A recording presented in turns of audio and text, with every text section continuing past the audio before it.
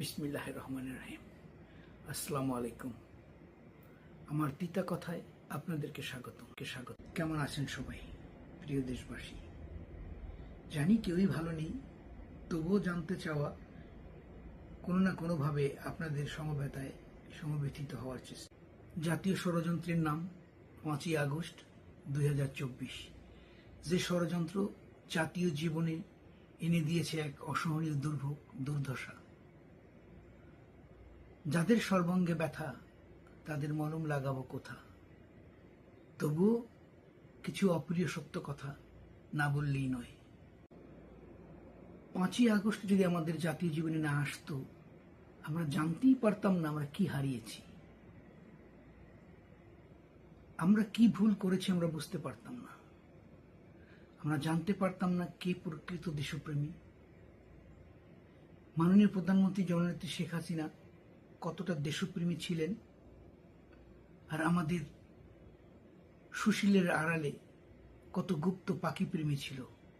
প্রকৃতি আবেগে ভেসে যাওয়া আমাদের বোকা জনগণের চোখে আঙুল দিয়ে দেখিয়ে দিয়েছে 5ই আগস্ট কতটা জরুরি ছিল।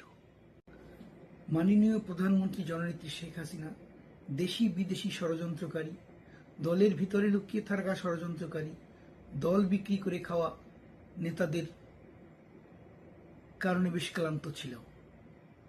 তার সাময়িক বিশ্রাম প্রয়োজন ছিল। প্রকৃতি তাকে সে সুযোগ করে দিয়েছে।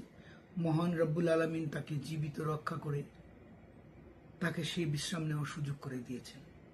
আমরা অকৃতজ্ঞ জাতি। আমরা মানুষ চিনতে ভুল করি। আমরা চিনতে পারিনি কে মানুষ আর কে মানুষরূপী অমানুষ।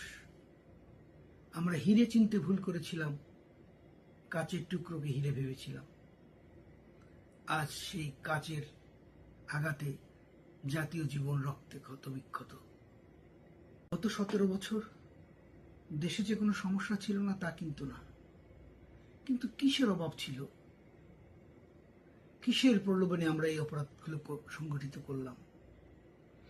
কিসের প্রয়োজনে এত সুন্দর একটা দেশকে আজ ধ্বংসের দ্বার প্রান্তে নিয়ে ঠেকালাম?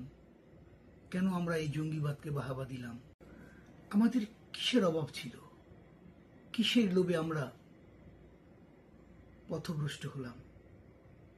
আজ তৌহিদি জনতার নামে যা চলছে তা আসলে আমাদের পাপের ফসল। এই পাপ যা আমরা করেছি তার প্রায়শ্চিত্ত আমাদের কি ভোগ করতে হবে? আমরা বাহিরের মরীচিকা দেখে নিজের ঘরের প্রদীপ নিজেরাই নিভিয়ে দিয়েছি। যে দেশের জনগণ নিজেরাই নিজেদের শত্রু, যারা চিনতে পারে না কে মানুষ কে অমানুষ, তাদের হাদি ছিঁড়ে ফেলাটা খুবই জরুরি। এখন সময় এসেছে আপনারা নিজেদের হাদি নিজেরা ছিঁড়ে ফেলুন আর কান্না করুন। এখন আপনাদের হাদি রক্ষা করার দায়িত্ব আপনাদের। কান পেতে শুনুন, মন্ত্রীরা কি বলছে। কোনো কিছুই স্বাভাবিক হচ্ছে না। তেল নেই, বিদ্যুৎ নেই, গ্যাস নেই, এভাবে একটা দেশ চলতে পারে না। আর এগুলি স্বাভাবিক করার আমাদের কোনো সদিচ্ছা আছে বলেও দেখি না। তাই আমি আমাদের প্রধানমন্ত্রী যা বলে আপনাদেরকে তাই করার জন্য অনুরোধ করছি। শুনুন আমাদের প্রধানমন্ত্রী কি।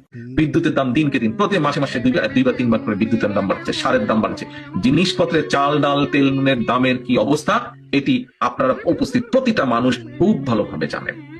এখন ভাই এই যদি অবস্থায় এভাবে কি দেশ চলতে পারে? দেশের মানুষ চলতে পারে এভাবে? সহসাই কোনো কিছু স্বাভাবিক হচ্ছে না। কান্না তো সবে মাত্র শুরু। কাঁদো বাঙালি কাঁদো, যতদিন না জননেত্রী শেখ হাসিনা দেশে ফিরে আসবে এই কান্না কোনোভাবেই শেষ করতে পারবেন না। কাঁদতে আপনাদের হবেই। অপরাধ আপনারা করেছেন, অপরাধ আমরা করেছি, পাপ আমাদের ভুগতেই হবে। ভালো থাকুন। জয় বাংলা, জয় বঙ্গবন্ধু। বাংলাদেশ চিরজীবী হোক।